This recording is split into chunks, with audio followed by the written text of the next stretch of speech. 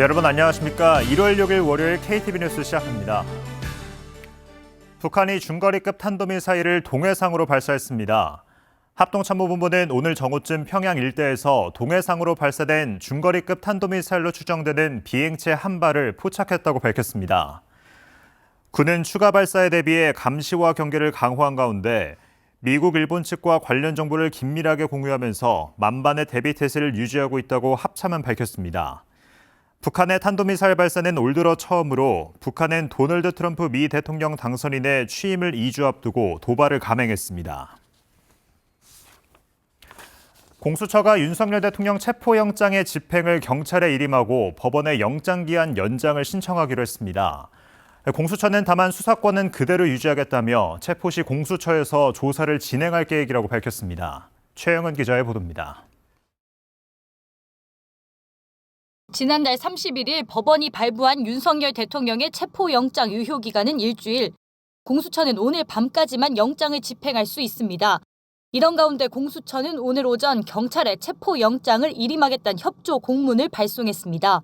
경호처에 비해 수적 한계가 있어 고심하던 공수처가 영장 집행을 경찰에 넘기기로 한 겁니다. 지난주 금요일에도 공수처와 경찰 등으로 구성된 공조수사본부가 함께 영장 집행에 나선 바 있습니다. 이와 함께 공수처는 체포영장 유효기간 연장도 신청한다고 밝혔습니다. 공수처가 법원에 영장을 재청구하고 발부받으면 기한이 늘어나는 겁니다. 경찰은 이에 대해 내부적으로 법률을 검토하고 있는 것으로 알려졌습니다. 공수처는 다만 윤 대통령에 대한 수사권은 그대로 유지하기로 했습니다. 윤 대통령이 체포될 경우 공수처 검사실에서 조사할 계획이란 설명입니다. 한편 경호처는 어제 입장문을 내고 체포영장 집행에 응하는 건 직무유기라며 협조할 수 없다고 밝혔습니다. KTV 최영은입니다.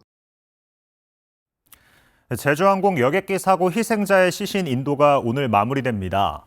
희생자와 유가족의 명예를 훼손하는 악성 게시글 126건에 대한 수사도 속도를 내고 있습니다. 윤현석 기자의 보도입니다. 제주항공 여객기 사고 중앙재난안전대책본부 11차 회의를 주재한 고기동 행정안전부 장관 직무대행. 이번 참사 희생자 179명 중 마지막 남은 시신 3구를 유가족에 인도한다고 밝혔습니다. 오늘 희생자분들의 가족 인도가 마무리될 예정입니다. 유가족의 뜻을 존중하며 마지막 한 분까지 소홀함이 없도록 정성을 다하겠습니다. 정부는 유가족의 뜻을 최우선으로 존중하며 장례 절차를 진행하고 장례 후에도 필요한 지원을 계속할 방침입니다. 36개 기관이 함께 운영 중인 통합지원센터를 통해 장례 절차와 의료, 심리치료, 법률 상담 등을 지원합니다. 서류 제출 편의를 위해 각종 증명 서류를 간소화하고 국민건강보험료 경감과 세금 납부 유예, 시민안전보험 등 20여 종의 지원 내용을 알기 쉽게 정리해 안내할 계획입니다. 희생자와 유가족의 명예를 훼손하는 악의적인 온라인 게시글과 영상에 엄정 대응한다는 방침도 재차 강조했습니다. 경찰청 전담수사단에서는 17개 전 시도청의 사이버 수사대를 활용해 수사력을 집중하고 무안공항에는 악성 게시글 현장신고센터도 운영 중입니다. 정부는 모두 126건의 명예훼손에 대해 수사에 착수했고 악성 게시글을 올린 피의자 1명을 검거했다고 밝혔습니다. KTV 윤현석입니다. 최상목 대통령 권한대행은 오늘 오전 대외경제 현안 간담회를 주재하고 올해 우리 경제가 불확실성을 해소한 만큼 나아진다는 각오로 불확실성 타개에 전력을 기울이겠다고 밝혔습니다. 최 권한대행은 이를 위해 매주 대외경제 현안 간담회를 직접 주재해 미 신정부 출범 등 대외경제 현안을 체계적으로 점검, 대응하겠다고 덧붙였습니다.